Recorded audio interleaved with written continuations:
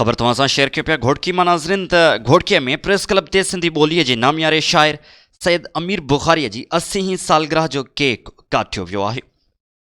Press club घोड़कीअ में सिंधी ॿोलीअ जे नामियारे शाइर कालम निगार ऐं सहाफ़ी सैयद अमीर बुखारी जी 80 सालगिरह जो केक सिंधी ॿोलीअ जे झूने शाइर सैयद तुराब अली शाह, प्रेस क्लब घोड़कीअ जे सदर हाजी मोहम्मद रमज़ान चन्ना, बालक अदबी फोरम सिंध जे मरकज़ी जनरल सेक्रेटरी अब्दुल भुट्टो, सहाफ़ियन साईं ॾिनो अब्बासी, अली असगर मलहण, सैयद गज़नफर बुखारी, अल्लाह वराए बोज़दार, ज़फ़र सिद्दीकी, यूनिस भुट्टो, अब्दुल सावंत, फरीद मलिक, शाहिद चन्नो ऐं तस्लीम राजपूत काटियो आहे।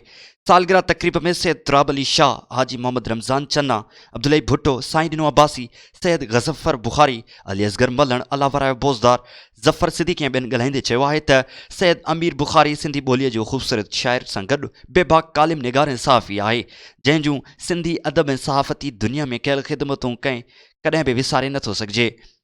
हुन हक़ ऐं सच जी वाट वठंदे हमेशह लाइ अमर थी वियो। सैयद अमर बुखारी ज़ुल्म ऐं ॾाढ ख़िलाफ़ कालम लिखी पाण खे सहाफ़ती ऐं अदबी दुनिया में मञरायो आहे। उन्हीअ जे शाइरीअ में मोहब्बत, अमुन, इंसानियत ऐं भाईचारे जो फ़लसफ़ो समायल आहे। सिंधड़ीअ जे अमीर बुखारी सिंधी शाइरी करण खां अलावा उर्दू ॿोलीअ में काफ़ी शाइरी पिणु कई आहे। आख़िर में हुननि मुतालबो कंदे हुकूमत खां घुर कई त सैयद अमीर बुखारीअ जा अणछपियल किताब फ़ौरी तौर ते छपाया वञनि।